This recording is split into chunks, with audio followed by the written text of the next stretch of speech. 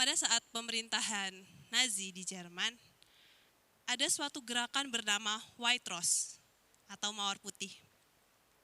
Gerakan ini adalah gerakan yang menentang kekerasan yang dilakukan oleh Nazi. Gerakan ini berisi mahasiswa-mahasiswi dari Universitas Munich yang dipimpin oleh seorang bernama Hans Kohl. Mereka menyebarkan selebaran-selebaran tentang kekerasan yang dilakukan Nazi dan berjuang membela perdamaian di negeri itu. Tapi pada akhirnya, sayangnya Hans Kohl dianggap sebagai seorang pemberontak oleh pemerintah, sehingga ia ditangkap dan kepalanya dipenggal.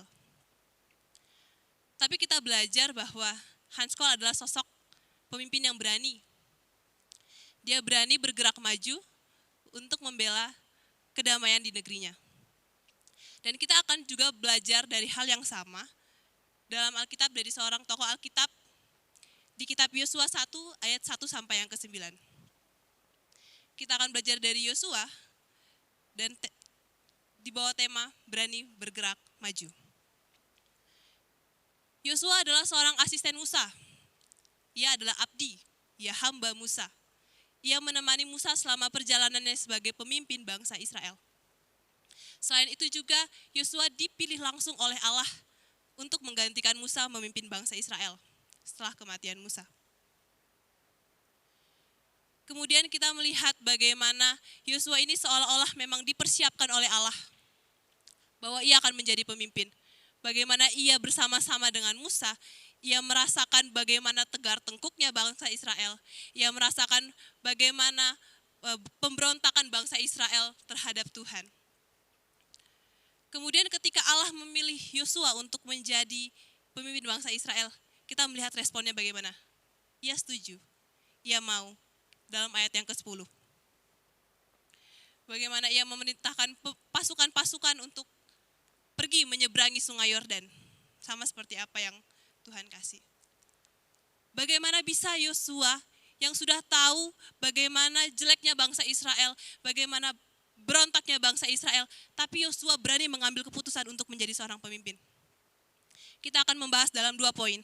Poin yang pertama adalah memegang janji Allah. Yosua berani untuk bergerak maju, melakukan misi Tuhan, karena dia memegang janji Allah. Kita lihat dalam ayat yang kedua sampai yang ketiga, bagaimana Allah memberikan tugas kepada Yosua. Bersiaplah sekarang, seberangilah sungai Yordan. Setiap tanah yang kau injak, itu akan menjadi bagian bangsa Israel. Allah beri tugas. Ayat yang keempat menjelaskan wilayah-wilayah mana yang akan menjadi bagian bangsa Israel. Mulai dari padang gurun sampai dengan laut besar, itu semua akan menjadi milik bangsa Israel. Kemudian ayat yang kelima, ayat yang paling manis, Allah memberikan janji bahwa ia akan menyertai. Ia tidak akan meninggalkan, ia tidak akan membiarkan. Kita melihat di sini bagaimana Allah memberikan tugas, Allah memberikan misi, ia juga Allah yang berjanji untuk menyertai. Ia bukan Allah yang beri tugas lalu lepas tangan gitu aja. Tidak. Dia berjanji untuk menyertai Yosua. Sebagaimana Allah telah menyertai Musa, ia juga Allah yang sama yang menyertai Yosua. Dan Yosua pasti sudah melihat bagaimana penyertaan Tuhan itu begitu sempurna bagi Musa. Saudara-saudari yang diberkati Tuhan Yesus Kristus, Allah memberikan tugas kepada kita sebagai mahasiswi teologi. Ia percayakan kita banyak hal dalam melayani, dalam menjadi pemimpin, mengabarkan Injil, dan lain sebagainya. Ketika Allah beri tugas, Allah pasti menyertai, sama seperti Yosua dan Musa. Sekarang tinggal bagaimana kita mau pegang janji Allah itu atau tidak. Jika kita mau, seharusnya kita berpengharapan sepenuhnya kepada Allah. Ketika kita memegang janji Allah, kita berani bergerak maju, mengerjakan misi Allah. Karena kita tahu, kita punya Allah sebagai backingan kita. Kita tahu kita punya Allah yang besar, Allah yang hebat dan luar biasa, yang sanggup melakukan apa saja. Maka kita tidak akan takut dalam menjalankan misi Tuhan. Poin yang kedua adalah, untuk berani bergerak maju, yaitu dengan melakukan perintah Allah. Melakukan perintah Allah. Di sini kita melihat bagaimana Allah memberikan syarat-syarat bagi Yosua. Pertama, menguatkan dan meneguhkan hati dengan sungguh-sungguh dalam ayat yang ke-6 sampai ke-7.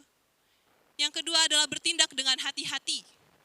Jangan menyimpang ke kanan dan ke kiri. Kemudian yang ketiga adalah jangan lupa memperkatakan kitab dan merenungkannya. Penyertaan adalah bagian Allah yang akan Allah kerjakan. Tapi Allah juga mau untuk kita mengerjakan bagian kita. Bagian kita adalah perintahnya, melakukan perintahnya. Tuhan mau kita untuk mengikuti rules yang Tuhan kasih, peraturan yang Tuhan kasih. Jangan sekedar kita menuntut hak kita untuk Tuhan, mana janjimu, mana penyertaanmu. Tapi kita sendiri tidak melakukan kewajiban kita untuk melakukan perintahnya. Apa yang Allah perintahkan bagi Yosua, itu tetap relate dalam kehidupan kita sebagai seorang hamba Tuhan. Tetap kita harus lakukan dalam kehidupan kita. Kita harus menguatkan dan meneguhkan hati kita dalam pelayanan. Karena pasti banyak tantangan yang akan kita hadapi. Maka Tuhan mau kita memiliki hati yang kuat dan teguh. Kemudian bertindak hati-hati.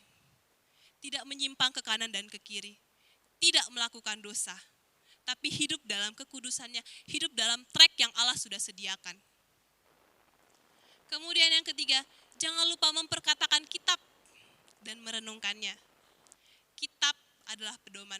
Firman Allah adalah pedoman yang harus kita pegang sebagai dasar hidup kita, sebagai yang menolong kita untuk bertindak dengan hati-hati. Ketika kita ikut peraturan Tuhan, ketika kita ikut rules, perintah Allah, kita akan berani. Karena kita tahu apa yang kita lakukan sesuai dengan kehendak Allah. Dan ketika kita melakukan kehendak Allah, Dia pasti berjanji akan menyertai kita. Maka saudari, Bapak, Ibu yang diberkati Tuhan kita Yesus Kristus, mari kita bergerak maju mengerjakan misi Allah dengan memegang janji Allah dan melakukan perintah Allah bagi kita. Soli Deo Gloria, kita berdoa. Tuhan Yesus, terima kasih untuk firman-Mu begitu manis dalam kehidupan kami. Ajar kami dapat melakukan firman-Mu dalam kehidupan kami, terlebih khusus dalam peran kami sebagai mahasiswa teologi dan sebagai hamba Tuhan. Dalam nama Yesus kami berdoa, amin.